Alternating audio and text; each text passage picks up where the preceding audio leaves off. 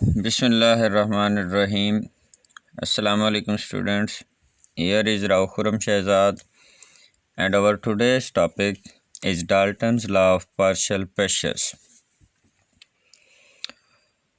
What is Dalton's law of partial pressures?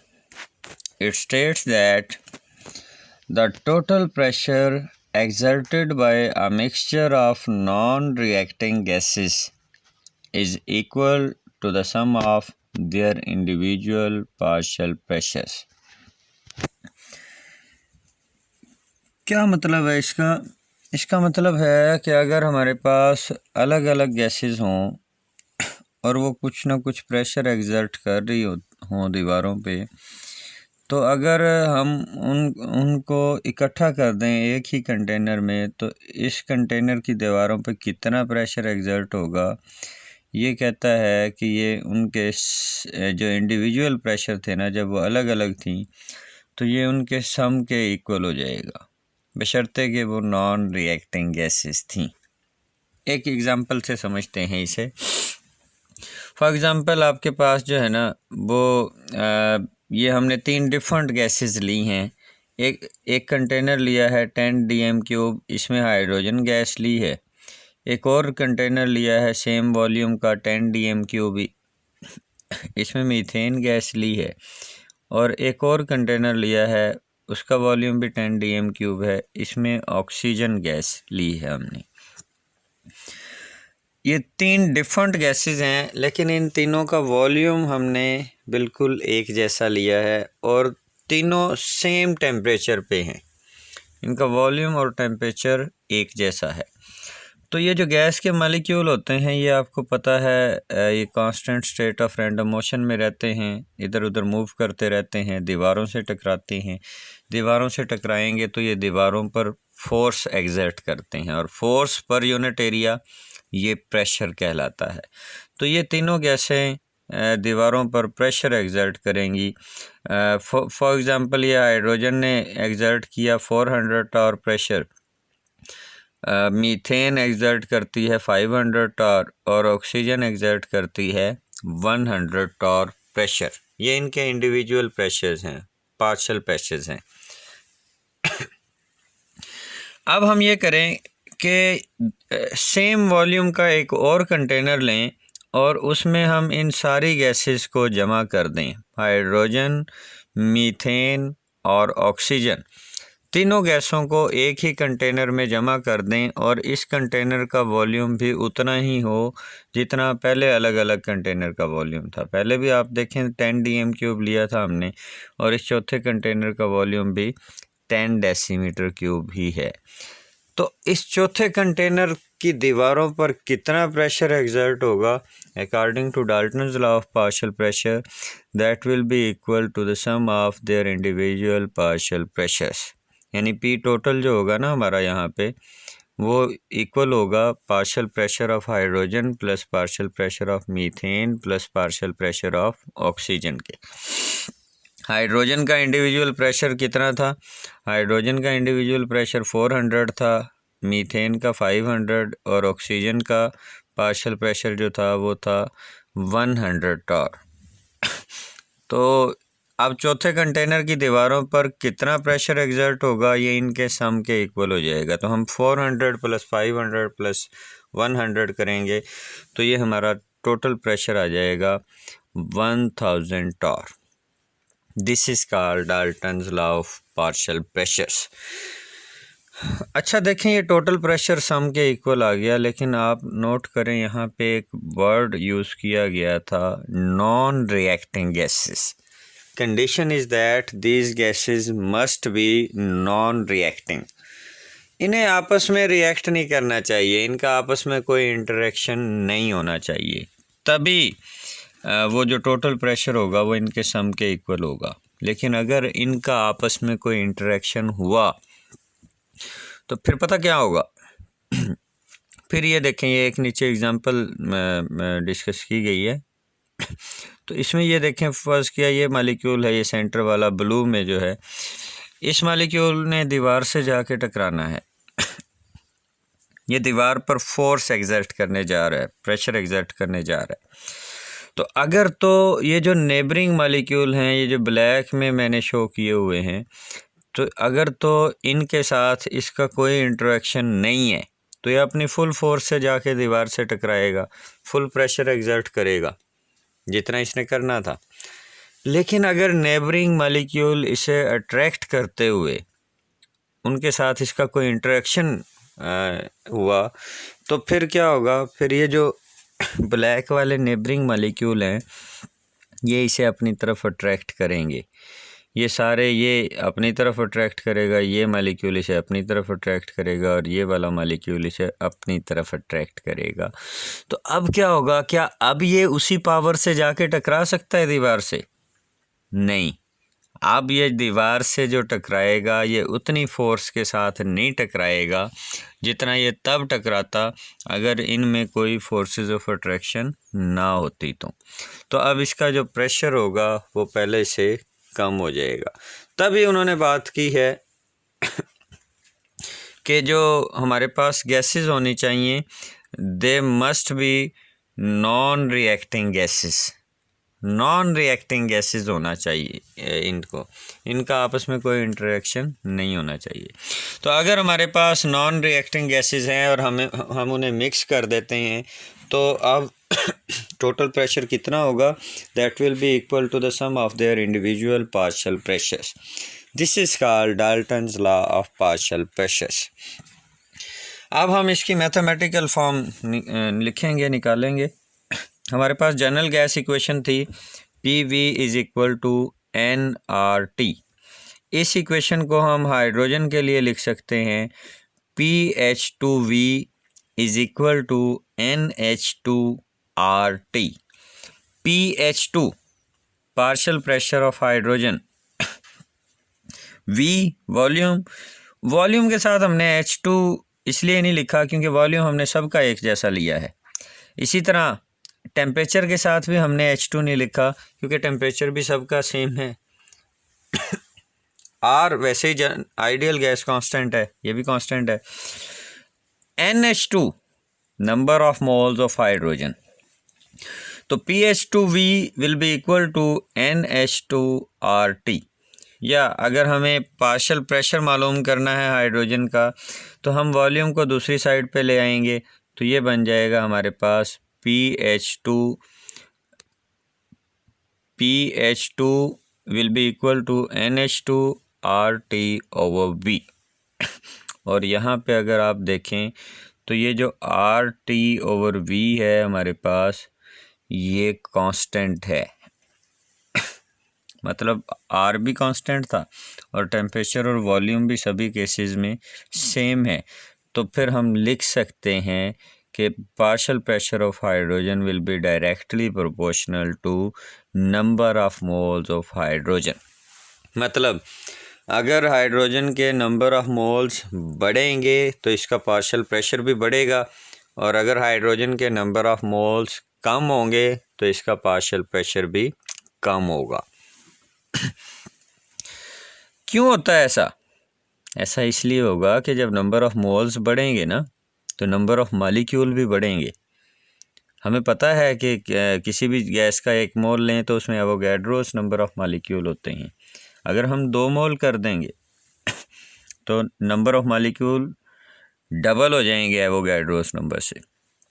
तो जैसे जैसे नंबर ऑफ मोल बढ़ते जाएंगे ना वैसे वैसे नंबर ऑफ मालिक्यूल बढ़ते जाएंगे, और नंबर ऑफ मालिक्यूल बढ़ेंगे तो एक यूनिट एरिया पे टकराने वाले मालिक्यूल की तादाद बढ़ जाएगी, और जब ज़्यादा मालिक्यूल टकराएंगे यूनिट एरिया से तो ज़्यादा फोर्स एग्जर्ट करेंगे, ज़्यादा प्रेशर एग्जर्ट करेंगे।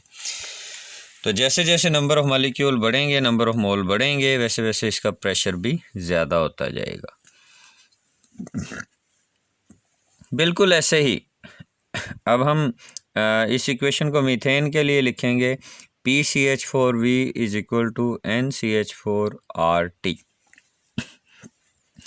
या वॉल्यूम को दूसरी साइड पे ले जाएं तो ये टर्म फिर वैसे ही बन जाएगी PCH4 will be equal to NCH4RT over V, और इसमें भी इसी तरह RT ओवर V हमारा कांस्टेंट है तो हम लिख सकते हैं PCH4 will be directly proportional to NCH4।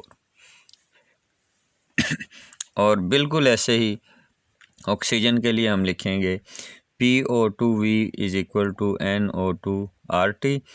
Volume को दूसरी साइड पे लाएंगे तो फिर वैसे ही लिख देंगे PO2 will B NO2RT over V, और RT ओवर V बिल्कुल वैसे ही फिर कांस्टेंट है। तो यहाँ पे फिर हम लिख सकते हैं PO2 will be directly proportional to NO proportional होगा। तो यहाँ पे स्टूडेंट्स अब हमारे पास ना ये तीन इक्वेशंस आ गई हैं। ये पहले वाली equation partial pressure of hydrogen के लिए है, ये दूसरे वाली जो है ये पार्शियल प्रेशर ऑफ मीथेन के लिए, और ये तीसरे वाली पार्शियल प्रेशर ऑफ ऑक्सीजन के लिए। तो अब हमें अगर मिक्सचर ऑफ गैसेस का टोटल प्रेशर निकालना हो तो फिर हम क्या करेंगे, टोटल प्रेशर हमारा इक्वल हो जाएगा partial pressure of hydrogen plus partial pressure of methane plus partial pressure of oxygen के।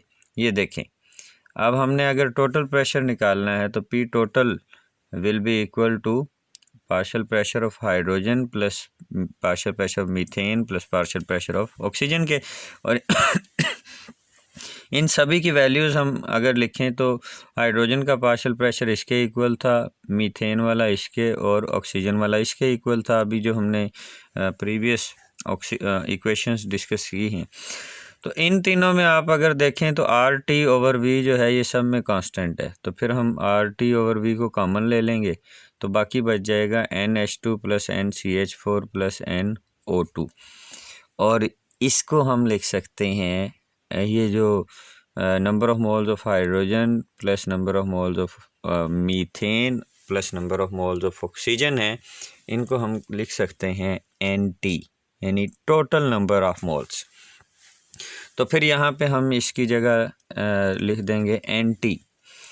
तो ये इक्वेशन बन जाएगी PT is equal to NT RT over V। यहाँ पे PT जो है ये टोटल प्रेशर है, NT total number of moles हैं, R ideal gas constant, T temperature और V वॉल्यूम है। तो ये हमारे पास इक्वेशन आ गई है। टोटल प्रेशर निकालने के लिए हम total pressure mixture of gases का मालूम कर सकते हैं अगर हमें चार चीज़ें पता हों। कौन कौन सी चार चीज़ें?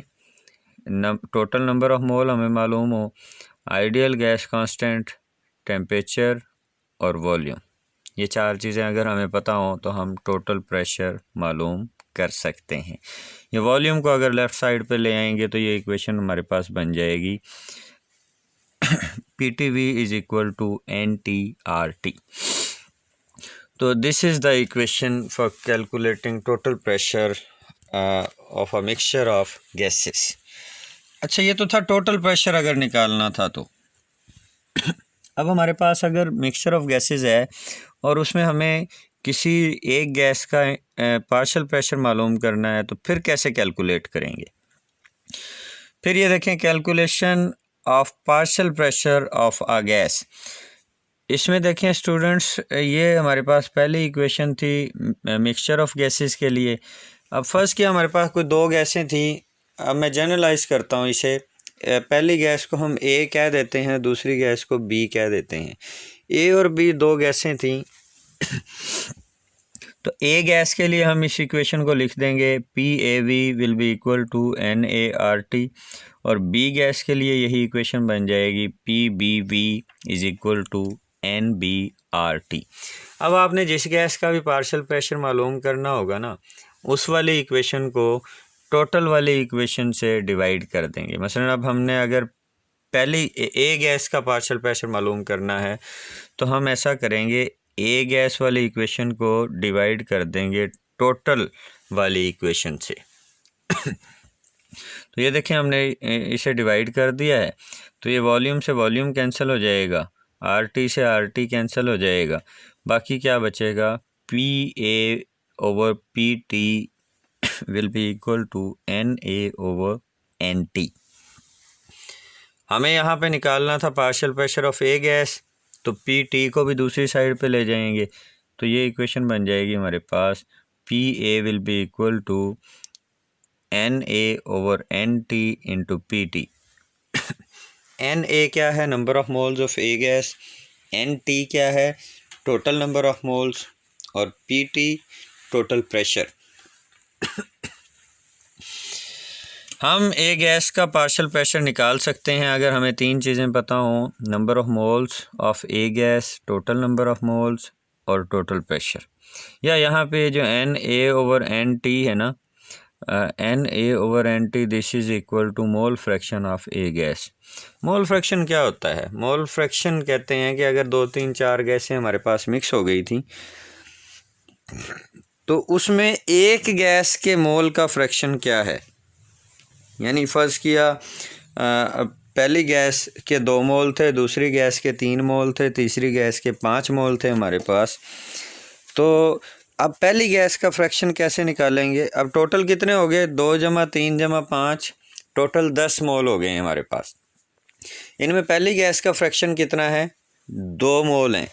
तो 2/10 कर देंगे तो ये हमारे पास पहली गैस का मोल फ्रैक्शन आ जाएगा। 3/10 करेंगे तो ये दूसरी गैस का मोल फ्रैक्शन आ जाएगा, और 5/10 करेंगे तो ये तीसरी गैस का मोल फ्रैक्शन आ जाएगा हमारे पास। यानी मोल फ्रैक्शन हम कहते हैं number of moles of one gas divided by total number of moles. तो ये उस गैस का मोल फ्रैक्शन आ जाता है हमारे पास। तो ये Na/Nt जब हम करेंगे, यानी ए गैस के number of mole divided by total number of mole, तो ये आ जाएगा हमारे पास mole fraction of A gas. और mole fraction of A gas को हम रिप्रेजेंट करते हैं XA से। X represent mole fraction. तो हम यहाँ पे Na/Nt की जगह फिर XA भी लिख सकते हैं। तो फिर ये इक्वेशन हमारे पास फाइनली बन जाएगी, PA will be equal to XA into P total। यानी partial pressure of A gas निकालना होगा तो हम क्या करेंगे, हमें 2 चीज़ें पता होनी चाहिए, mole fraction of A gas और total pressure. Mole fraction of A gas को टोटल प्रेशर से मल्टीप्लाई करेंगे तो ये हमारे पास ए गैस का पार्शियल प्रेशर आ जाएगा। बिल्कुल ऐसे ही अगर बी गैस का पार्शियल प्रेशर निकालना है तो फिर बी वाली इक्वेशन को डिवाइड कर देंगे टोटल वाली इक्वेशन से। तो ये इसे भी डिवाइड करेंगे तो बिल्कुल उसी तरह वॉल्यूम से वॉल्यूम कैंसिल हो जाएगा, RT से RT कैंसिल हो जाएगा। हमारे पास इक्वेशन बचेगी PB/PT will be equal to NB/NT। हमें तो PB मालूम करना था, P टोटल को उधर ले जाएंगे दूसरी साइड पे, तो ये इक्वेशन बन जाएगी। और यहाँ भी उसी तरह ये जो NB/NT है this is equal to the mole fraction of B gas. तो इसको भी हम फिर लिख सकते हैं इस फॉर्म में, NB/NT की जगह हम लिख सकते हैं XB। तो ये इक्वेशन भी हमारे पास बन जाएगी, PB will be equal to XB into P total. तो यानी हमारे पास कोई सी भी गैस हो, मिक्सचर है अगर 2 3 4 गैसों का, ABC कोई भी गैसें थी, तो हमें किसी का भी पार्शियल प्रेशर निकालना हो तो हमें 2 चीज़ें पता होनी चाहिए। हमें पता होना चाहिए उस गैस के का मोल फ्रैक्शन क्या है, और हमें पता होना चाहिए टोटल प्रेशर कितना है। तो मोल फ्रैक्शन को टोटल प्रेशर से मल्टीप्लाई कर देंगे तो उस गैस का पार्शियल प्रेशर आ जाएगा। तो that's all as far as our today's lecture is concern. अपना ख्याल रखिएगा। अल्लाह निगहबान।